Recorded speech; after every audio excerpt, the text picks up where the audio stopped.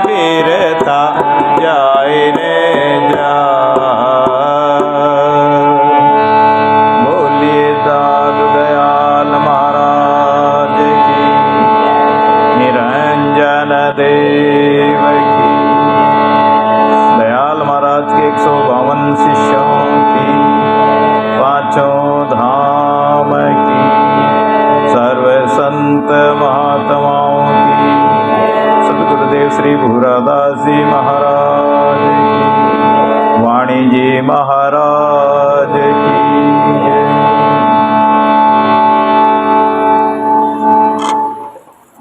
परम मंगलमय प्रातपर अखिलेश्वर, ए कारण करुणा वरुणालय, भक्त वत्सल भगवान दीन बंधु दीनानाथ, परमपिता परमात्मा की असीम अनुकंपा से दादू दयाल महाराज की जो अनुभव वाणी है, उस वाणी का सत्संग श्रावण मासीय हम श्रवण कर रहे हैं। और उन सतगुरों की महान कृपा, जिन महापुरुषों ने तपस्या की, भजन किया, अनेक जीवों का कल्याण किया, ऐसे महापुरुषों के चरणारविंद में अनंत कोटि प्रणाम करते हुए और मंच पर विराजमान संत मुनि जी, आप सभी भक्तजनों के हृदय में विराजमान परमात्मा स्वरूप को सादर सत्य राम दादू दयाल जी महाराज अपनी वाणी में बहुत ही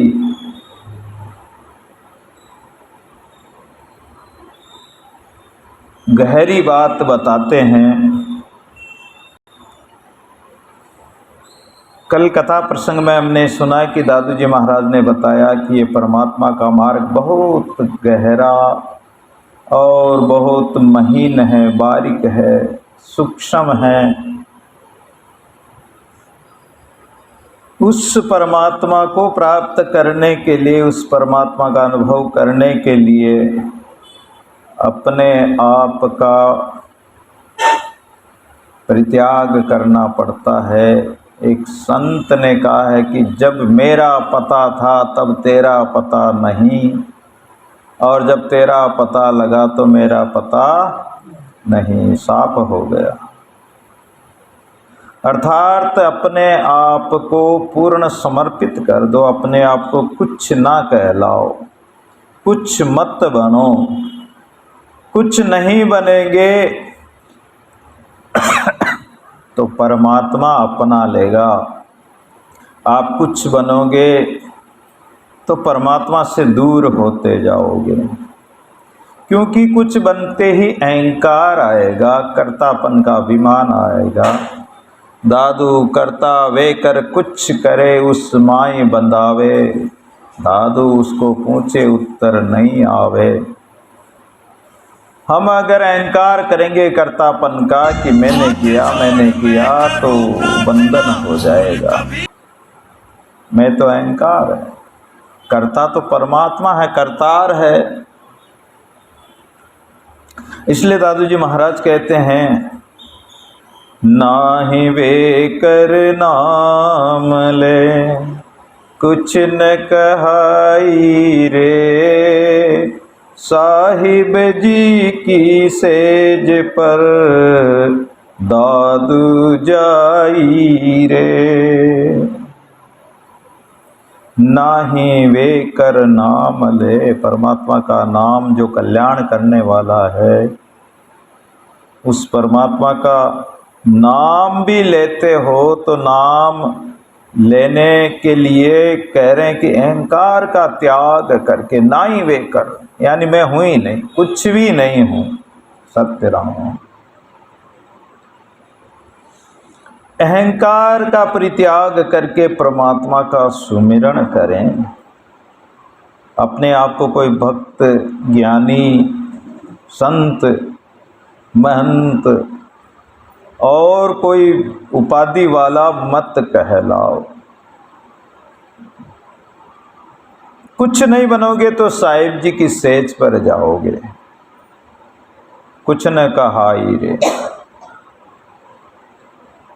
एक कोई राजा का बाग था और उस राजा के बाग में अच्छे अच्छे वृक्ष, फल इत्यादि लगे हुए थे। गर्मी का समय था। एक गुरु और चेला दोनों ही संत उस रास्ते जा रहे थे।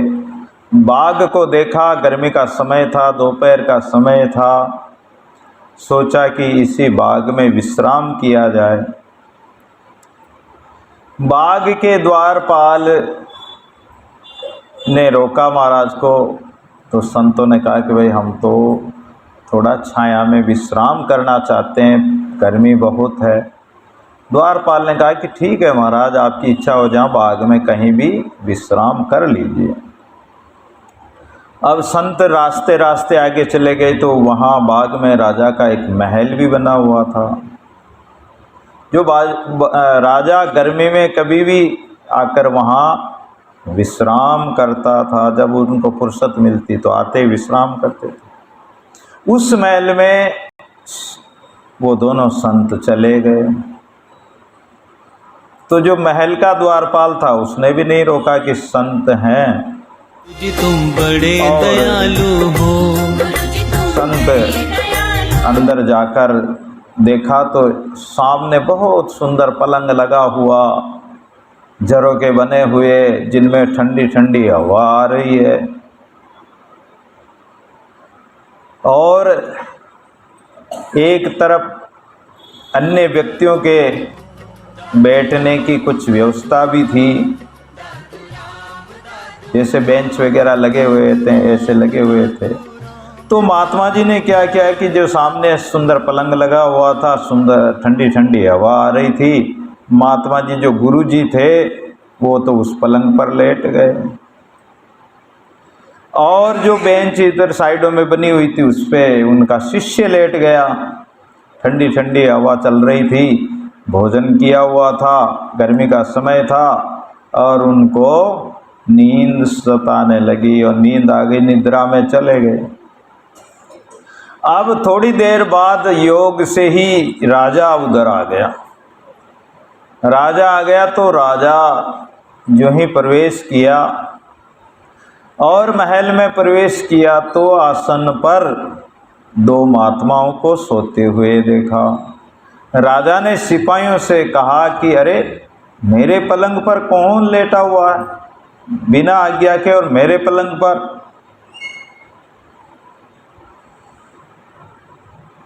तो जो सिपाही गए और सिपाहियों ने उन दोनों को जगाया, तो एक एक सिपाही एक एक को जगाने लगे। तो जो शिष्य सो रहा था उस शिष्य को जगाया। अरे बोले राजा साहब आ गए, राजा का पलंग है, राजा का ये महल है, संतों तुम्हें विचार करना चाहिए, यहाँ क्यों सोए। तो जो शिष्य था उसने कहा कि भाई ये तो हम तो हमारे गुरुदेव ने कहा इसलिए सोए।